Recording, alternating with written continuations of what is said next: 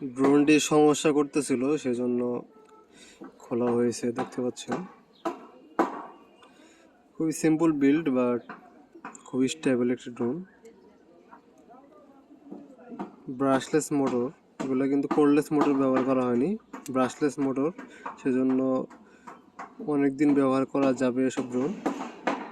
এই ড্রোনটি অনেকবার আর কি ইনডোরে উড়াতে গিয়ে বাড়ি খেয়েছিল, সেজন্য দেখতে পাচ্ছেন এই সাইডে একটু ভেঙে গেছে, হয়তো বা সেন্সরেও কোনো প্রবলেম হয়ে গেছে, অনেকবার পড়ে গিয়েছিল আর কি, সেজন্য। তারপর ভাবলাম যে খুলে দেখি, ট্রাই করা যায় কিনা, যদি ঠিক করা যায়। তো এই ড্রোন নিয়ে ফুল ভিডিও খুব তাড়াতাড়ি চলে আসবে। ড্রোনের নারী নক্ষত্র A to Z সম্পর্কে আপনাদের জানাবো আশা করতেছি। তো দেখি ড্রোন কতটুকু ঠিক করতে পারি, আপনাদের আপডেট জানাবো।